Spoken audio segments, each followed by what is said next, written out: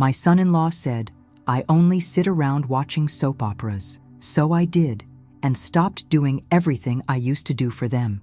If you're watching this, subscribe to my channel and let me know where you're watching from. My name is Carolyn Baker, and this is my story. The glass shattered against the kitchen floor, fragments scattering like the pieces of my dignity. I stared at the mess, my hands trembling slightly as I reached for the broom. Don't worry about it, Mom. Just another mess for you to clean up, Melissa said, not looking up from her phone. My daughter's words carried no malice, just the casual dismissal I'd grown accustomed to over the past 7 months. It wasn't always like this. After Richard died nearly 3 years ago, I'd slowly found my rhythm in this house that had been our home for 35 years. Tuesday painting classes with Margaret and the ladies, Thursday book club meetings where we discussed everything except the books, Saturday volunteering at the senior center, daily walks with my friends through Zilker Park, our laughter echoing across the water. Then came the call that changed everything. Mom? Melissa's voice had been tight with tears. We lost the apartment. The rent. It's impossible. Eric hasn't found steady work. And with the kids, come stay with me, I'd said instantly. Just until you get back on your feet. I remembered how I'd prepared for their arrival, turning my art studio into a bedroom for Tyler and Emma, stocking the pantry with their favorite snacks, buying those special pillows Melissa liked. How excited I'd been to have my family close, to hear children's laughter filling these quiet rooms again. The first month was chaos but joyful. Eric's booming laugh, Tyler's endless questions, Emma's small hand slipping into mine as we walked to the playground. We felt like a family. Then things began to shift, so gradually I barely noticed. Eric staying out later, Melissa's constant stress. The first time Eric rolled his eyes when I asked him to hang up his wet towel instead of leaving it on my bedroom floor. It's just a towel, Carolyn, he'd said, my first name hanging awkwardly between us. Not the end of the world. I watched my daughter's eyes drop to her plate, saying nothing. That night, I moved my towels to my private bathroom, the first invisible boundary. Grandma, can you sign this for school? Tyler handed me a permission slip one morning, 6 months after they'd moved in. Mom forgot again. I signed it, made his lunch, drove him to school, picked up Emma early from kindergarten when she had a fever, canceled my painting class to take care of her. When Melissa came home, she barely acknowledged either of us. The house is a mess, was all she said, stepping over Emma's coloring books. That night, I heard them talking through the thin walls. How long do you think we'll need to stay here? Melissa asked. Eric's response made my blood run cold. Why rush? Free rent? Free childcare? Your mom's not doing anything else with her life anyway. I lay awake until dawn, his words echoing. Not doing anything else with her life anyway. As I swept up the broken glass now, I caught my reflection in the window, a faded woman in a cardigan, invisible in my own home. When had I become the ghost haunting these halls? Need help, Grandma? Tyler asked, his 12-year-old face serious beyond his years. I straightened my shoulders. No, sweetheart, I've got this. And for the first time in months, I wondered if that might actually be true. Where's the cinnamon? Eric's voice boomed through the kitchen at 7:30 a.m. I'd been up since 5, unable to sleep after another night of him and his friends laughing in the living room until 2. Second shelf, left cabinet, I answered automatically, not looking up from Emma's lunchbox. I'd been making themed lunches. Today was butterflies, a small rebellion, these creative touches that kept me sane. It's not there. His irritation was immediate. I set down the cookie cutter and walked to the cabinet, reaching past him to pull out the cinnamon from exactly where I'd said it was. Right in front of you, I said quietly. He snatched it from my hand. Maybe if you organized things better. 8 months. It had been 8 months since they'd moved in, with no end in sight. No mention of apartment hunting or saving for a security deposit. Just constant complaints about my inadequacies in the home I'd maintained for 40 years. Later that day, I canceled my Thursday book club for the 3rd week in a row. Melissa had called, asking me to pick up the kids early because she had to work late. Again. You're always canceling, Margaret said over the phone, concern in her voice. We miss you, Carolyn. Family first, I replied, with the automated response that had become my mantra. And where are you on that list? She asked. I had no answer. That afternoon, I sat in the school pickup line, watching mothers younger than my daughter chat animatedly in groups. When had I become invisible to everyone but those who needed something from me? Grandma! Emma's voice cut through my thoughts as she climbed into the car, her small face brightening. I drew you!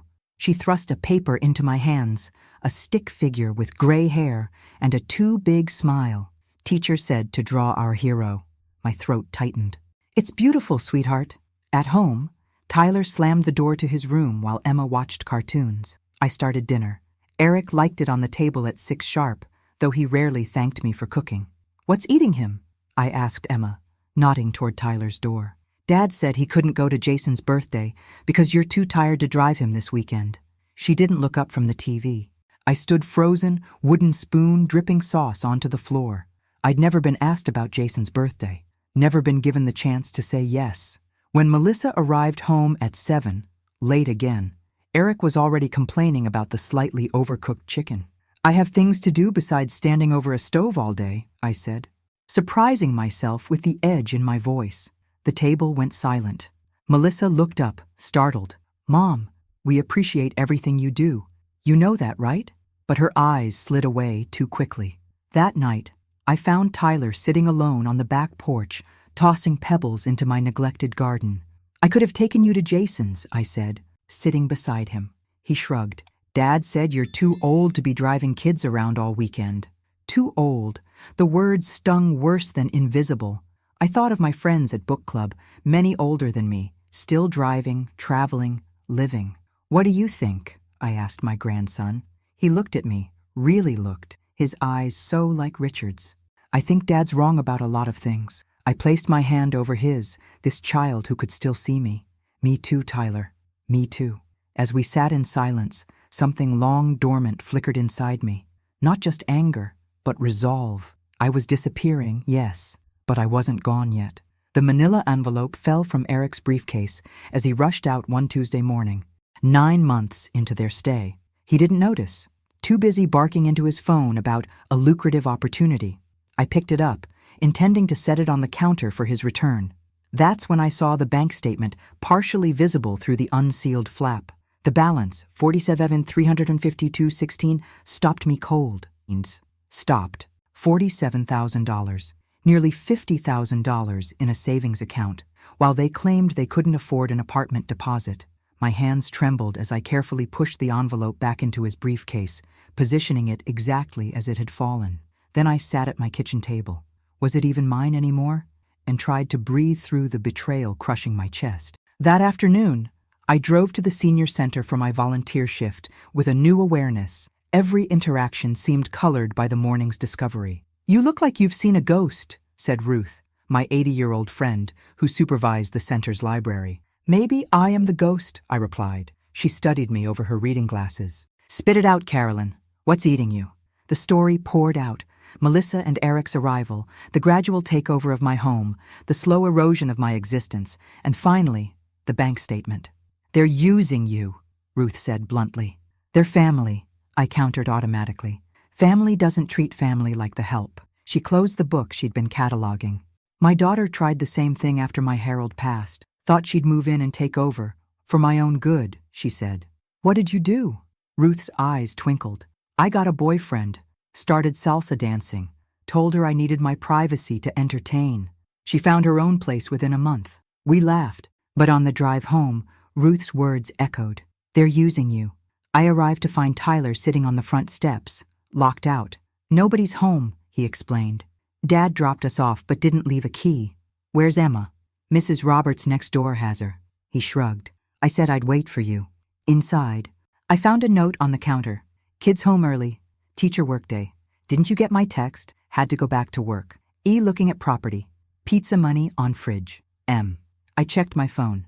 No text. While Tyler showered, I picked up the mail, noticing a glossy real estate brochure addressed to Eric. Inside were lakefront properties in Travis Heights, flagged with yellow post-its. Luxury homes, not starter apartments. That evening, as the kids ate pizza and worked on homework, I went through my daughter's childhood photo albums. Pictures of Richard teaching her to ride a bike, me helping her prepare for prom. The day we moved her into her college dorm, all of us crying. When had she learned to see through me? A text lit up my phone. Don't wait up. Working late. Melissa. 10 minutes later, I saw her car pass the house slowly, then continue down the street. She wasn't going to work. She was going somewhere she didn't want me to see. Emma found me still sitting by the window an hour later. "Grandma, are you sad?" I pulled her into my lap, inhaling the strawberry scent of her shampoo. "No, sweetheart. I'm thinking." "About what?" "About how to become visible again. About reclaiming the woman who raised a daughter alone after her husband died. About finding the strength I'd somehow misplaced." "About tomorrow," I answered, feeling something like purpose take root. "I'm thinking about tomorrow." "You can't be serious." Melissa stood in my bedroom doorway, watching me apply lipstick, actual lipstick, at 7:30 on a Wednesday morning. "You know it's a school day, right? The kids need breakfast before I leave for work." I capped my lipstick. "Fearless Cherry. Purchased yesterday after my volunteer shift. There's cereal in the pantry, milk in the fridge. Tyler's perfectly capable of pouring both. But my painting class starts at 8, and I've missed the last 6 sessions." I slipped on a jacket I hadn't worn in almost a year. It hung looser than before. "Margaret's picking me up in 5 minutes. What about dinner?" Melissa's voice rose, panic edging in. "Eric has that big meeting today. I'm sure you'll figure something out." I moved past her, the unfamiliar confidence carrying me forward. "You're both capable adults." Outside, Margaret's Subaru idled in the driveway. She did a double take as I slid into the passenger seat. "Well, well," she said, eyeing my lipstick. "Look who's rejoined the land of the living." The art studio smelled of oils and turpentine, scents that used to permeate my clothes, my hair, my skin. Familiar faces lit up when I walked in, welcoming me back with genuine warmth. For 3 hours, I lost myself in color and texture, painting with an intensity that surprised even me. "Powerful piece," my instructor commented, studying my canvas. A stark landscape with a single tree bending but not breaking against a violent storm. Lots of emotion there. After class, Margaret and I had lunch downtown, followed by a spontaneous stop at a bookstore. I bought a mystery novel and a notebook with a bright red cover. "For what?" Margaret asked, eyeing the notebook. "Planning," was all I said. I returned home at 4 to find the kitchen a disaster. Breakfast dishes piled in the sink, counters sticky with spilled juice. A trail of muddy footprints led from the back door through the living room. Emma's backpack lay abandoned on the stairs, contents spilled across 3 steps. For months, I would have silently cleaned it all, erasing the evidence of their carelessness. Instead, I stepped over the mess and went to my room. At 5:30, the front door slammed. "Mom?" Melissa called, then louder with rising panic. "Mom?" I emerged from my room, book in hand. "Yes?" She gestured wildly at the kitchen. "What happened?" "Eric will be home any minute with his boss." What happened is no one cleaned up their mess today. I turned a page in my book. The casualness of the gesture, a thin veneer over my racing heart. "But you always—" She stopped herself, hearing the entitlement in her own words. My phone chimed with a text. I checked it, then grabbed my purse. "Book club tonight. There's lasagna in the freezer if you're desperate." "You're leaving? Now?" Melissa's voice cracked. "Mom, please. I had the worst day at work. Eric's bringing his boss, and the kids need their mother." I finished for her. Not their grandmother pretending to be their mother. The silence between us vibrated with unspoken truths. "Is this because of last week?" When Eric said, "This is because I'm still alive," I interrupted, my voice steadier than I felt. "And I intend to live the years I have left." I walked out, legs shaking but steps determined. In my car, I sat gripping the steering wheel, breathing through waves of guilt and exhilaration. My phone buzzed repeatedly with texts from Melissa, each more desperate than the last. I didn't go to book club. Instead, I drove to the lake and watched the sunset paint the water gold and crimson. For the first time in nearly a year, I took a selfie and posted it to my dormant Facebook account, remembering who I am, starting over. Within minutes, comments flooded in from friends I'd neglected. "Where have you been? We've missed you. You look amazing." The last text from Melissa read simply, "Eric's furious. Please come home." I typed back, "I am taking care of my home. It's time you took care of yours. The children miss you." I looked up from my coffee to find Melissa standing in the kitchen doorway at 6 a.m., still in her pajamas. Dark circles shadowed her eyes. It had been 10 days since my rebellion, as Eric called it. "I live in the same house," I replied. They see me every day. You know what I mean. You barely talk to them anymore. I sipped my coffee, considering my daughter. I speak to them constantly. What you mean is, I'm not driving them to school, making their lunches, helping with homework, and putting them to bed while you and Eric are wherever you are. She flinched. We're working, Mom, trying to build a future. With the $47,000 in your savings account? Her face went slack with shock. What are you talking about? The account Eric doesn't think you know about. The one funding those lakefront property visits. Melissa sank into a chair, her face draining of color. You're making that up. Without a word, I retrieved the real estate brochure from my purse, placing it on the table between us. Travis Heights. Lovely area. The yellow post-its are his favorites, I believe. Her hands trembled as she flipped through the glossy pages. This doesn't mean anything. Maybe he's dreaming, planning for someday. Someday when you can afford to move out of your poor mother's house? I kept my voice gentle. Melissa, look at the price tags on those homes. She did, her eyes widening at the 6- and 7-figure numbers. There must be an explanation. I'm sure there is, but it's not mine to find. I stood, rinsing my cup in the sink. I have painting class at 8. Again? That's 3 times this week. I'm making up for lost time. I paused at the doorway. Oh, and I've signed up for a photography workshop on Saturdays. I'll be gone all day, so you might want to plan accordingly. Mom! Her voice broke. What's happening to you? I turned back, really seeing my daughter. The dark circles, the slumped shoulders, the confusion in her eyes. For a moment, my resolve wavered. Remember when you were 17 and Bradley Thompson dumped you before prom? I asked softly. She nodded, puzzled by the change of subject. You locked yourself in your room for 2 days. When you finally came out, you said something I never forgot. You said, I disappeared for him. Mom, I made myself smaller and quieter and less everything, and he still didn't want me. Recognition dawned in her eyes. I did the same thing, I continued. I disappeared for all of you. And the worst part? You didn't even notice I was gone. I left her sitting there, the brochure open to a 3-bedroom lakefront property circled in red.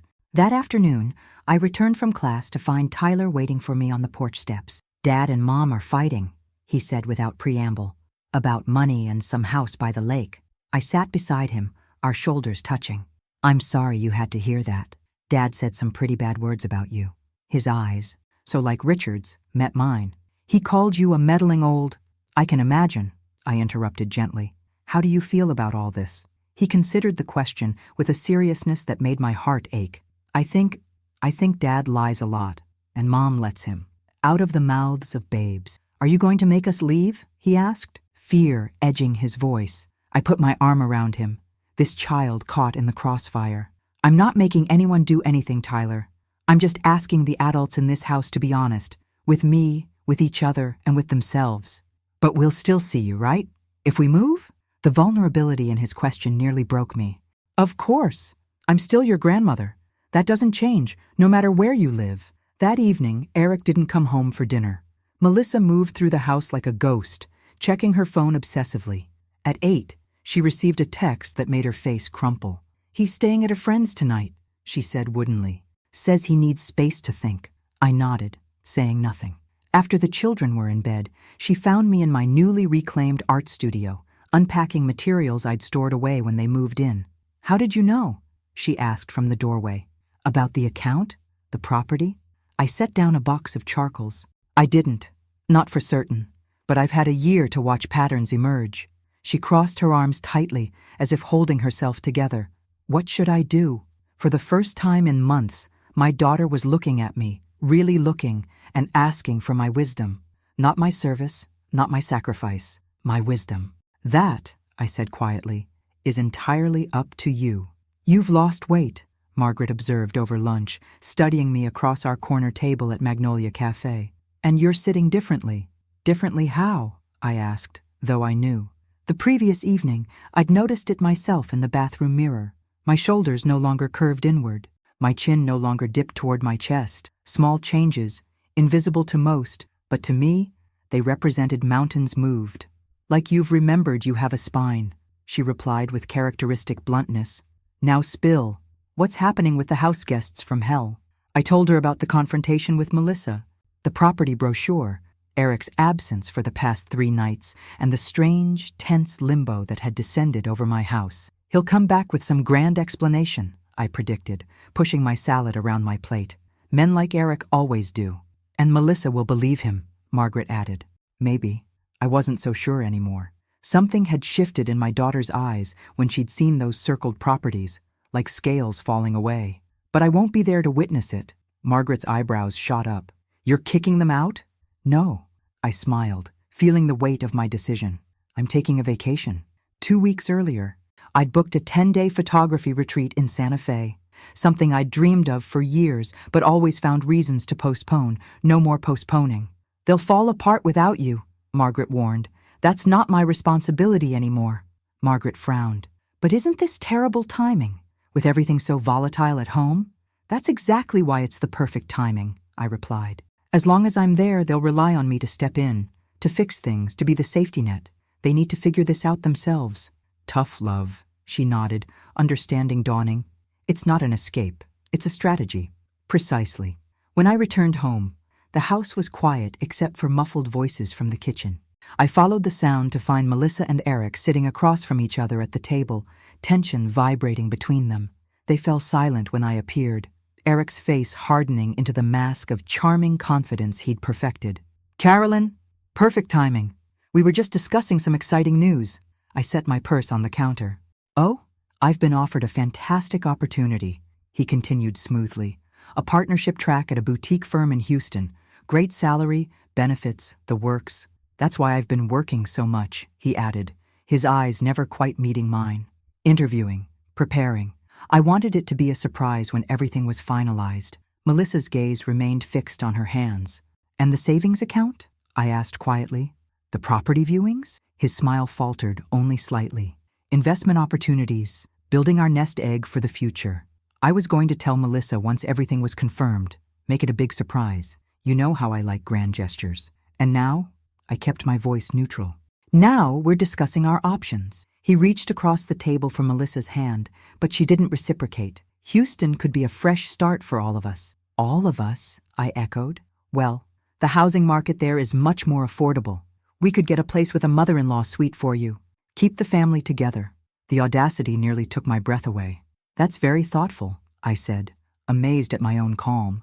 But I'll be staying in Austin. But, in fact, I continued, I'll be traveling for a while.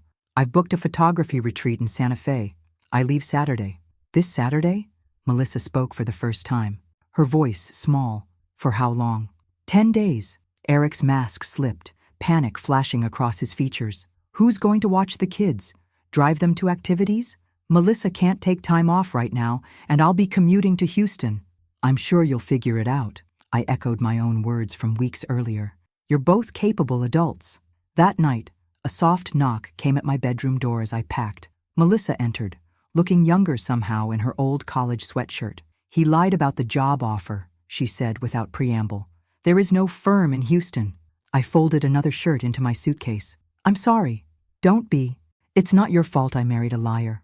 She sat on the edge of my bed, watching me pack with an expression I couldn't quite read. When did you become so strong? I paused, considering the question. I've always been strong, Melissa. I just forgot for a while. When we moved in.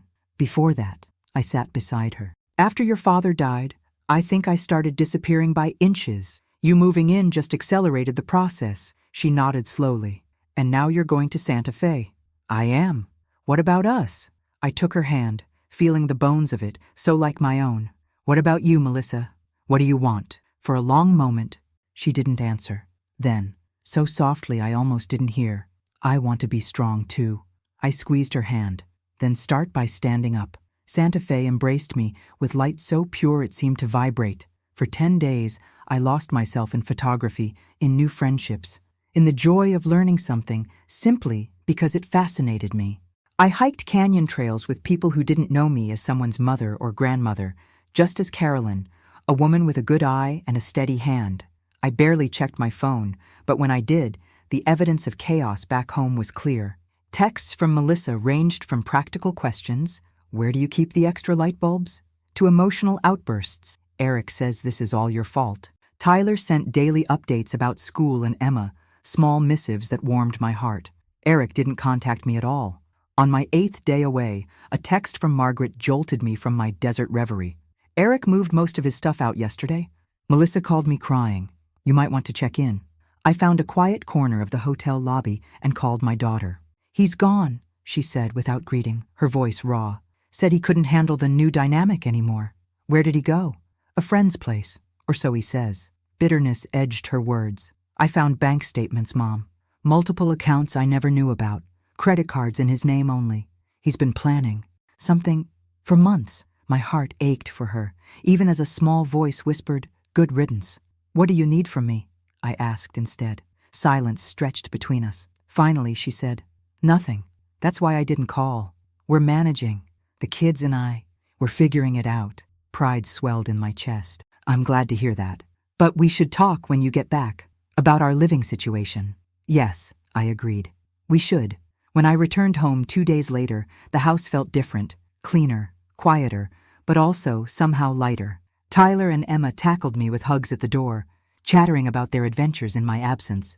"Mom let us make dinner twice," Emma announced proudly.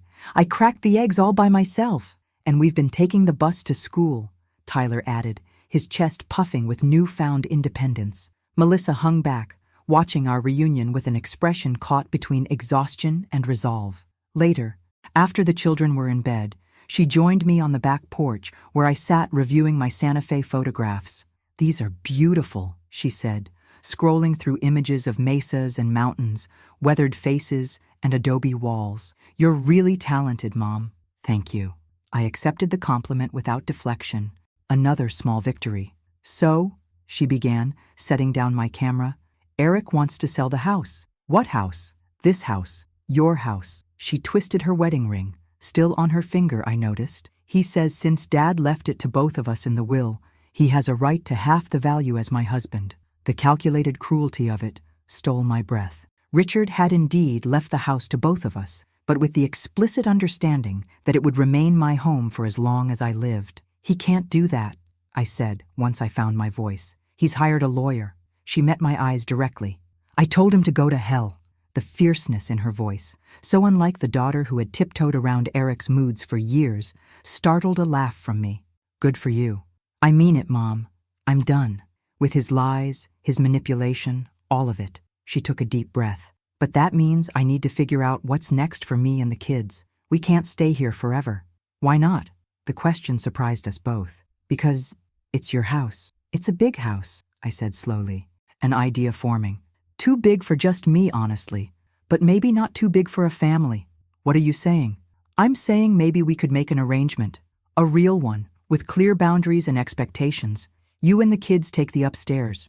I keep the downstairs and my studio. We share the kitchen and living areas." "Like roommates?" "Like family," I corrected, "but family who respect each other's space and independence." She considered this, her brow furrowed. "I'd pay rent, a fair amount, of course, and I'd handle the kids, school, activities, all of it. I'd be happy to help occasionally," I offered, "but as a grandmother, not a co-parent or built-in babysitter." A tentative smile curved her lips. "Would you teach me to make your lasagna? The one with the secret ingredient that Dad loved?" "Nutmeg," I said, revealing a decades-old family secret. "The secret is nutmeg." We laughed together, the sound rising into the Texas night like a promise. Nothing was solved. Not Eric's threats, not the financial uncertainties, not the children's confusion. But for the first time in years, I felt like I was looking at my daughter instead of a stranger who happened to share my blood. "He'll fight us," she warned, sobering. "Eric doesn't lose gracefully." I thought of the red notebook tucked in my luggage, filled with plans and contingencies I'd mapped out during quiet Santa Fe evenings. "Let him try," I said softly. "We're stronger than he thinks. I won't let you turn my children against me." Eric's voice filled my kitchen. His lawyer's letter slapped onto the counter between us like a gauntlet. 2 weeks had passed since my return from Santa Fe, and this was his first appearance at the house. I poured coffee with steady hands, ignoring the letter. "The children are at school. If you'd called ahead, I could have told you that. Don't play games, Carolyn. You know exactly why I'm here." He jabbed a finger at the document. "Joint ownership. Your precious Richard made sure of that. Joint ownership between me and Melissa," I corrected mildly. with the explicit condition that it remain my residence for life. I have rights as her husband. In a divorce proceeding? I sipped my coffee. Interesting strategy. We're not divorcing. We're working through some issues. Is that what you call emptying your joint accounts and hiring a lawyer to try to force the sale of your mother-in-law's home? Working through issues? His mask slipped, revealing the ugliness beneath. Listen to me very carefully. I built a life for Melissa and those kids. I have plans, investments, opportunities lined up. This is just a temporary setback. Then why do you need to sell my house? He didn't answer, but his eyes darted away, a tell. There were no opportunities, I realized, no grand plans, just lies upon lies. The money's gone, isn't it? I set down my cup. Whatever you had in those accounts, that's why you're desperate enough to try this. You don't know what you're talking about, he snarled, but the flash of panic in his eyes confirmed my suspicion. What was it, Eric? Bad investments? Gambling? Another woman? He grabbed the letter, crumpling it in his fist. You think you're so clever. The wise old matriarch who knows everything. You've turned my own wife against me, poisoned my kids' minds. The only poison in this family, I interrupted quietly, has been your lies.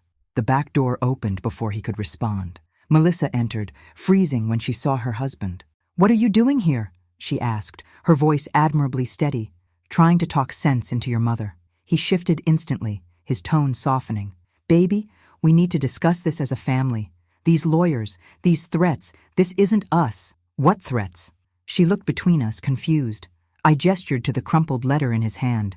Your husband's attorney believes I should sell the house immediately and give half the proceeds to Eric. As your representative, of course. Melissa's expression hardened. Let me see that. It's nothing, Eric backpedaled. A misunderstanding. Johnson got overzealous. The letter, Eric. Reluctantly. He smoothed the paper and handed it to her. I watched her face as she read, shock giving way to anger, then a cold determination I'd never seen before. Get out, she said when she finished. Melissa, get out. Each word precise as a blade. Before I call the police and tell them how you forged my signature on loan applications. Before I show them the threatening texts you sent my boss when he wouldn't give you my work schedule. Before I call the state bar and tell them exactly what kind of attorney you really are. Eric's face drained of color. You wouldn't. Try me? She pulled out her phone. I'm done being afraid of you. For a moment, I thought he might lunge at her. Instead, he snatched the letter from her hands and stalked toward the door, pausing with his hand on the knob. This isn't over, he warned, looking not at Melissa, but at me. Actually, I replied, I think it is. After he left, Melissa collapsed into a chair, her hands shaking violently. I sat beside her, saying nothing as she fought for composure. I never told you, she finally whispered, about the loans, the credit cards he opened in my name, the money that disappeared. You don't have to explain, but I do. She looked up, her eyes red but dry. I let him isolate me, control me. I was so afraid of failing, of being a single mother, that I let him convince me I couldn't survive without him. She laughed bitterly. And then I watched you these past weeks, taking your life back piece by piece, and realized I'd become everything I swore I'd never be, dependent, fearful, smaller than I really am. I took her trembling hands in mine. You're not small, Melissa. You never were. I found all of it by accident, she continued, needing to explain. Last week when you were in Santa Fe, I was looking for our tax returns. Emma's school needed proof of residence. Instead, I found a box of statements from accounts I didn't know existed. Credit card bills with my name on them for purchases I never made. And those threatening texts to my boss. I saw them when Eric left his phone unlocked. He'd been trying to get my work schedule to check on me, and when my boss wouldn't give it to him, he started sending these horrible messages. Her voice strengthened. I took pictures of everything. The forged signatures, the accounts, the texts. I've been gathering evidence all week. Good, I said firmly. Evidence matters. I want to file for divorce, she said, the words tumbling out as if she'd been holding them back for years. I want full custody. Her voice broke. I want to start over. Outside, a school bus rumbled past. Tyler and Emma would be home soon, walking into the aftermath of this earthquake. Then that's what we'll do, I said, squeezing her hands. One step at a time. As we sat there, Mother and daughter at my kitchen table, I felt something shift between us, an old pattern breaking, a new possibility emerging, not just for her, but for both of us. We were becoming visible to each other again, perhaps for the first time in years. The papers arrived on a Tuesday morning, 3 weeks after Eric's confrontation in my kitchen.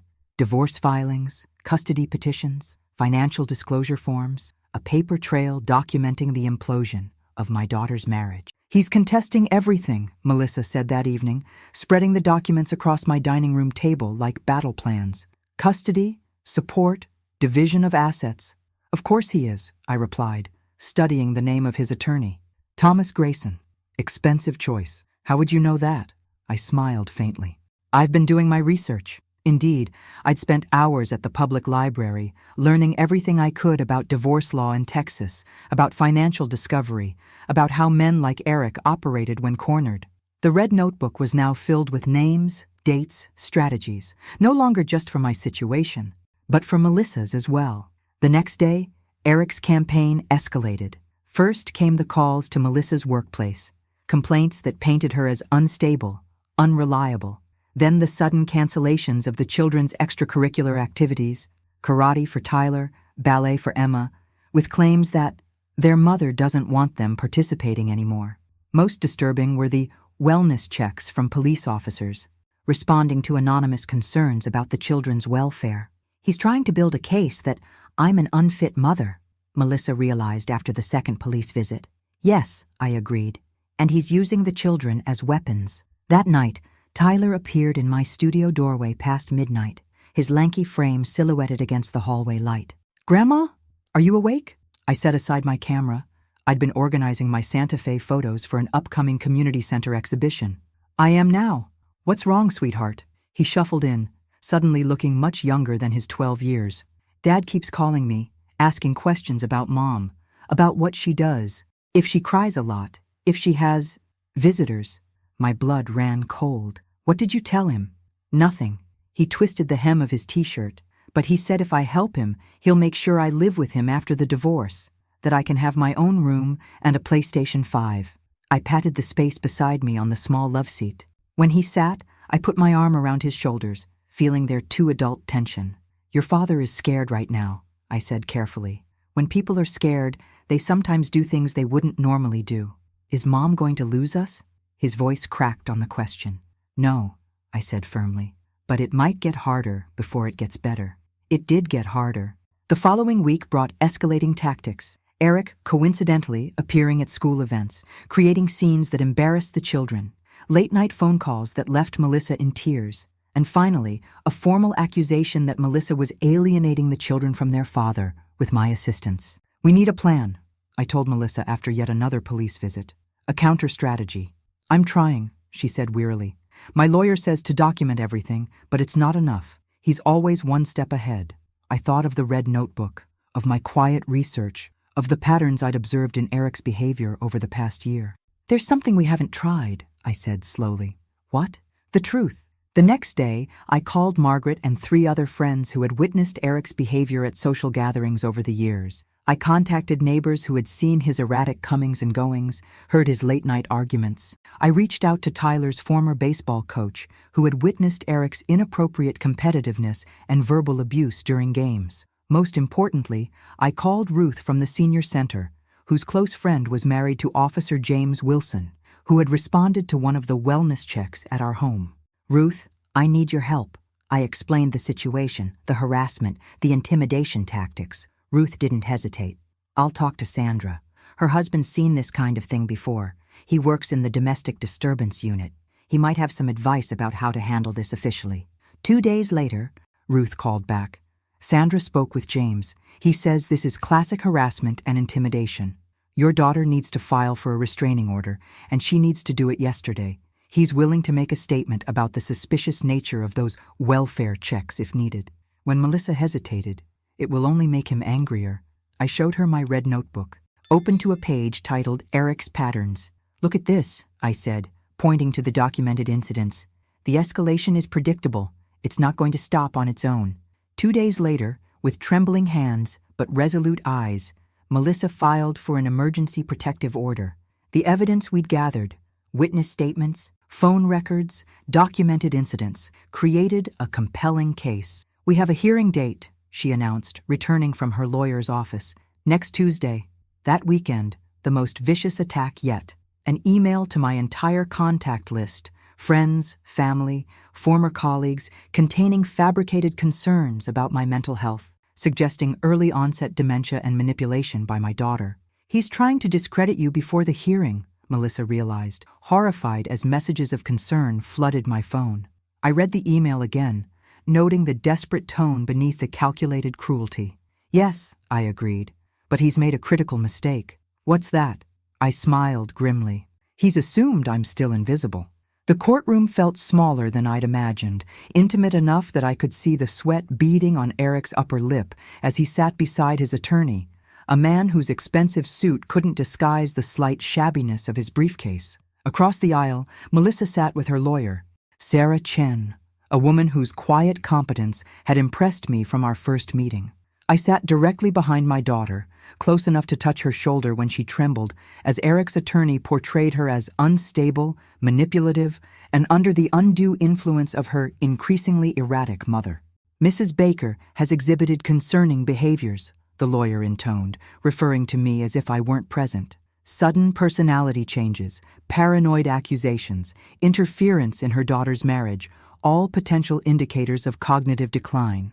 The judge, a woman in her 60s with shrewd eyes and an immaculate silver bob, glanced at me briefly before returning her attention to the attorney.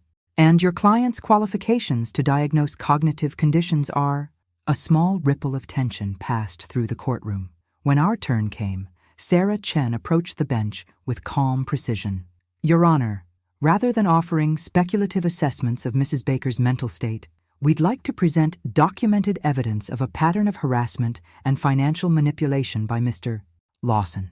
She submitted our carefully organized evidence, bank statements showing accounts emptied without Melissa's knowledge, credit inquiries revealing cards opened in her name without consent, phone records documenting dozens of calls at all hours, witness statements from neighbors, friends, and the children's teachers. Most damning was the testimony of Officer James Wilson, who had personally responded to one of the welfare checks at our home.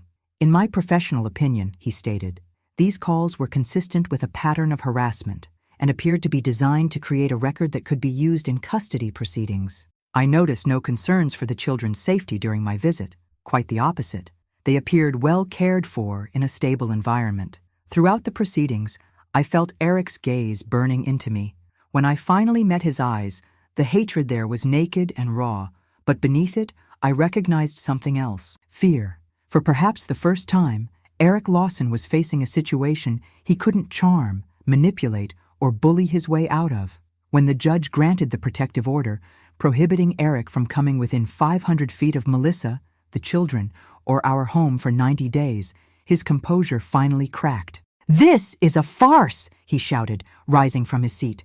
"She's turned everyone against me, my wife, my children, even the police. She's not a helpless old woman. She's a calculating—" "Mr. Lawson!" The judge's voice cut through his tirade like a whip. "One more word and you'll be held in contempt. Do I make myself clear?" In the stunned silence that followed, I felt a strange sense of calm. The man who had made me invisible was now revealing himself to the world, stripping away his own carefully constructed facade. Outside the courthouse, reporters from a local news blog approached.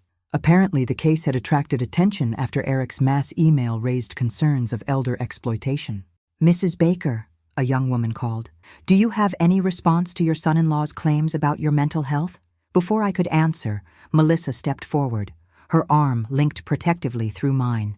"My mother is the strongest, sanest person I know," she said clearly. "The only mental health concerns in our family relate to my husband's pattern of manipulation and control."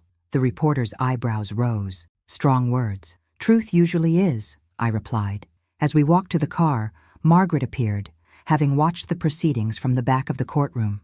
"Well done, both of you," she said, falling into step beside us. "But you know this isn't over." "No," I agreed, "but it's a beginning." That evening, as Melissa put the children to bed, I sat on my back porch with a glass of wine, watching fireflies rise from the garden I'd begun restoring in recent weeks. My phone chimed with a text from Ruth. Victory party at the senior center this Thursday?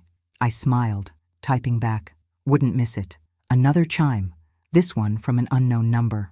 The message contained just 3 words. Watch your back. I stared at the screen, feeling not fear but a surprising clarity.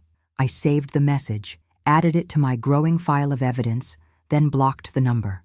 Inside, I heard Melissa's gentle laughter as she read a bedtime story to Emma, followed by Tyler's deeper voice asking a question. The sounds of family, my family, finding their way back to each other, back to themselves. I'd been right in the courtroom. This was just the beginning. Eric would regroup, find new tactics, continue his campaign of intimidation. The divorce proceedings would be brutal, the custody battle worse. But something fundamental had changed, not just in our circumstances, but in us. The invisible woman was gone, replaced by someone who stood straight, spoke clearly, and fought fiercely for what mattered. As I sipped my wine beneath the Texas stars, I realized I was no longer afraid of the battles ahead. For the first time in years, I was exactly where I needed to be. Exactly who I needed to be. Visible, present, strong. The divorce proceedings stretched through summer and into fall, each hearing more contentious than the last. Eric fought every concession, contested every statement, delayed every decision possible. But with each appearance, his credibility eroded further as financial deceptions and manipulative behaviors were systematically exposed. He's running out of money, Sarah Chen explained, after a particularly vicious hearing in late September. And allies. Even his attorney looks like he's had enough. Indeed, Thomas Grayson's expensive suit now hung slightly loose on his frame, his expressions increasingly strained as Eric demanded more delays, more motions, more futile strategies. What about the Lake Travis property? I asked Melissa as we left the courthouse. The one he put a down payment on? Gone, she replied grimly. He had to sell it at a loss to cover legal fees. Turns out he borrowed heavily against his retirement accounts to make the initial investment. Another mess I'll have to sort through eventually. At home, we'd settled into a new normal. Melissa had been promoted at work, her confidence growing as she emerged from Eric's shadow. The children flourished in the stable environment we'd created together. Tyler joining a robotics club, Emma discovering a talent for piano that reminded me achingly of Richard. I'd transformed too. My photography exhibition at the senior center had led to a small commission photographing events for the city's parks department. I joined a hiking group that met weekly, rediscovering muscles long dormant and vistas long forgotten. Most significantly, I'd filed for sole ownership of the house, challenging the joint ownership arrangement based on evidence of Eric's attempts to coerce its sale. The petition cited the original language in Richard's will, which stipulated that while ownership was shared, the house was to remain my primary residence for life. My attorney was cautiously optimistic that the judge would rule in my favor, given Eric's documented attempts to circumvent Richard's clear intentions. He wants to meet, Melissa announced one evening in early October, staring at her phone with a mixture of disbelief and wariness. Who?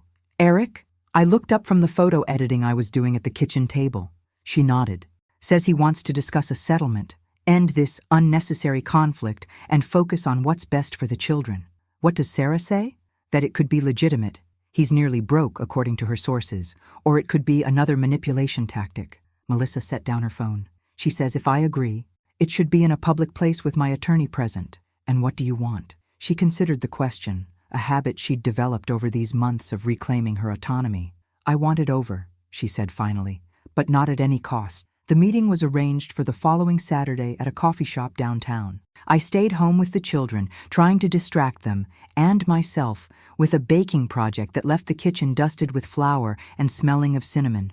When Melissa returned 3 hours later, her face told me everything before she spoke a word. He offered a complete surrender, she said, sinking into a kitchen chair. Full custody to me. No contest on the house, minimal visitation rights. In exchange for what? Nothing with Eric came without strings. That's just it. She shook her head in disbelief. He's leaving Texas, got a job offer in Seattle. A real one this time. Sarah confirmed it with the firm. His cousin works there, apparently pulled some strings despite everything.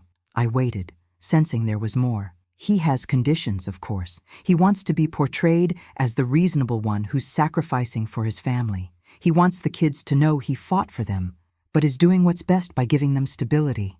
Her mouth twisted. And he wants one last conversation with you. Alone. My surprise must have shown on my face. I told him absolutely not, she added quickly. After everything he's done, I'll do it, I interrupted. Mom, no, you don't have to. I know I don't have to. I reached across the table for her hand. But I want to hear what he has to say. 2 days later, I sat across from Eric at the same coffee shop, watching him stir sweetener into his latte with fingers that trembled slightly. He looked diminished somehow, his expensive clothes slightly rumpled, his once confident posture now hunched. Thank you for meeting me, he began, his voice lacking its usual smooth assurance. I said nothing, waiting. I wanted to clear the air before I leave, he continued. Make sure we understand each other. I understand you perfectly, Eric. His jaw tightened. No, you don't. You think you won, don't you? The wise old matriarch who saved her daughter from the villain. This isn't about winning, isn't it? He leaned forward. You've been working against me from day one, watching, judging, undermining my authority in my own family. Your family? I raised an eyebrow. The one you lied to, manipulated, and financially exploited? He flinched as if I'd slapped him. I made mistakes. I admit that. But everything I did was to build a better future for us. A future that somehow never included Melissa's input or consent. She wouldn't have understood my vision. The old arrogance flickered briefly. Women like you and Melissa, you think small, safe. I was trying to create something bigger. I studied him, seeing clearly the frightened boy beneath the man's facade. No, Eric, you were trying to control something, anything, because you're terrified of being insignificant. The truth of it registered in his eyes. A flash of raw vulnerability quickly masked by anger. You think you know me? He hissed. You have no idea what I'm capable of. Actually, I do. I kept my voice gentle, not out of kindness but precision. You're capable of charm, manipulation, and exploitation, but you're not capable of love. Eric, not the kind that builds rather than consumes. He stared at me, momentarily speechless. I agreed to this meeting for one reason, I continued. To tell you that I will be watching. Always. Every interaction with the children, every support payment, every word spoken about Melissa. I may be 70, but I am far from finished. Do you understand? The threat beneath my calm words registered clearly. He swallowed, then nodded once. Seattle is a fresh start, he said, his voice steadier. For all of us, I hope so. For your sake as much as theirs. As I gathered my purse to leave, he asked suddenly, How did you do it? Turn everyone against me so completely? I paused, looking back at this man who had once made me feel so small, so invisible. I didn't turn anyone against you, Eric. I simply became visible again. And once I could see myself clearly, others could too. I left him sitting there, stirring his cold coffee, a man confronting the ruins of the facade he'd spent a lifetime constructing. Outside, autumn sunshine bathed Austin in golden light. I took a deep breath, feeling the weight of the past year, its pain and discoveries, its losses and reclamations, settle into something like wisdom inside me. The battle was ending, not with a dramatic confrontation, but with a quiet surrender, not with destruction, but with the possibility of reconstruction for all of us. Spring arrived in a burst of bluebonnets and possibility. 6 months had passed since Eric's departure for Seattle. 6 months of rebuilding, reclaiming, and reimagining our lives. The divorce was finalized in December, after lengthy negotiations, but without the dramatic courtroom showdown we'd feared. The house was officially transferred to my sole ownership in January, the judge citing Richard's clear intent in the will and Eric's documented attempts to undermine that intent. The process had been complex, requiring affidavits from Richard's attorney, who had drafted the will and testimony about the spirit of the arrangement, but ultimately successful. Eric's communication with the children had been minimal, sporadic video calls that left Tyler sullen and Emma confused, a handful of gifts sent with generic cards signed, Love, Dad. Is he ever coming back? Emma asked one evening as I tucked her into bed, her 8-year-old face solemn in the glow of her nightlight. I don't know, sweetheart, I answered honestly. But we're here, always. She nodded, processing this with the quiet resilience children often surprise us with. I like our family better now anyway, she decided, hugging her stuffed rabbit closer. Everyone smiles more. She was right. Melissa smiled more these days, At work, where she'd been promoted again, at home, where she'd reclaimed her love of cooking, and most recently, while talking with David, the kind-eyed history teacher who'd started joining us for dinner once a week after meeting Melissa at a school function. But her recovery wasn't linear. There were still nights I'd find her crying in the kitchen after a particularly difficult call with Eric or a triggering memory. Moments when her confidence would falter and the old patterns of self-doubt would resurface. "What if I'm making all the same mistakes again?" she asked one night after David had left, her voice tight with anxiety. "What if I'm just broken somehow, unable to see people clearly?" "You're not broken," I assured her. "You're healing. There's a difference." Tyler smiled more too, especially on weekends when he helped me in the rejuvenated garden, his adolescent awkwardness giving way to moments of surprising insight. "We're like these plants," he observed one Saturday, helping me transplant tomato seedlings. "Sometimes you have to move to a better spot to grow properly." And I smiled more than I had in years. My photography had evolved from hobby to passion to small business. Silver Focus Photography now had business cards, a website designed by Tyler, and a growing clientele of seniors who wanted their stories documented. "I never thought I'd start a business at 70, I told Margaret over lunch at our favorite cafe, now a weekly tradition. "Why not?" she countered, stealing a sweet potato fry from my plate. "The best adventures often start after everyone expects you to settle down." On my 70th birthday in April, Melissa organized a garden party that filled our backyard with friends old and new.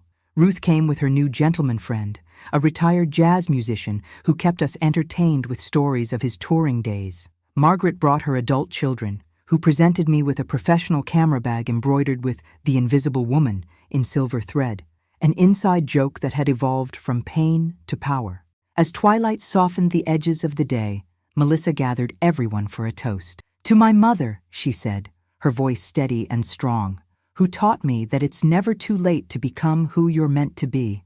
Later, after the guests had gone and the children were asleep, we sat together on the porch swing that Richard had built decades earlier, sharing the comfortable silence of two women who had seen each other at their worst and chosen to find their best. "I got a letter from Eric today," Melissa said finally, her voice neutral. "He's engaged to his administrative assistant." "Are you okay?" I asked, studying her profile in the porch light. She considered the question carefully. "Mostly," she decided after a pause. "There's still a sting. I can't deny that. A sense of failure, maybe. But then I remind myself what our life was really like with him. The walking on eggshells, the constant anxiety." She took a deep breath. "So yes, I'm okay. I'm actually relieved. Maybe he'll focus his energy elsewhere now. And the children? I'll tell them tomorrow. They have a right to know." She turned to face me. "Will you be there when I do, in case they have questions I can't answer?" "Of course," she smiled, taking my hand. "Remember when I asked what was happening to you? Last year, when you started standing up for yourself?" I nodded. "I understand now. You weren't changing. You were remembering." The insight struck me with its simple truth. I had been remembering. The woman I was before grief and age had rendered me translucent, before I'd accepted invisibility as my due. "We both were," I said softly. A shooting star streaked across the Texas sky, bright against the darkness. I made a silent wish, not for myself, but for the generations of women who would come after me, for Emma, for Melissa, for the granddaughters of friends and neighbors. I wished for them to never disappear, to never accept invisibility as the price of peace or love or family. "What's next for you?" Melissa asked, breaking the contemplative silence. "More photography? Travel? Maybe a gentleman friend like Ruth's?" I laughed, considering possibilities that would have seemed impossible a year ago. "I'm not sure yet," I admitted. "But I know one thing." "What's that?" "Whatever comes next, I'll be facing it with my eyes wide open, fully present, completely visible." Melissa squeezed my hand, understanding the journey those simple words represented. Inside our house, truly ours now, in all the ways that mattered, photographs lined the walls. Not just the old ones of Richard and Melissa and bygone days, but new ones too. Tyler winning his science fair, Emma at her first piano recital, Melissa receiving her promotion, me at my photography exhibition, silver hair gleaming under gallery lights, standing tall beside my work. Images of a family not merely surviving, but thriving, visible, present, whole. As night deepened around us, I felt a profound gratitude for the painful awakening of the past year, for the betrayal that had forced me to reclaim myself, for the daughter who had found her strength alongside mine, for the future stretching before us, no longer diminished by the expectations of others. The invisible woman was gone. In her place stood simply Carolyn Baker, age 70, photographer, mother, grandmother, friend, fully seen, finally free. Thanks for watching. Subscribe to our channel and don't miss the next video with more stories that will touch your heart.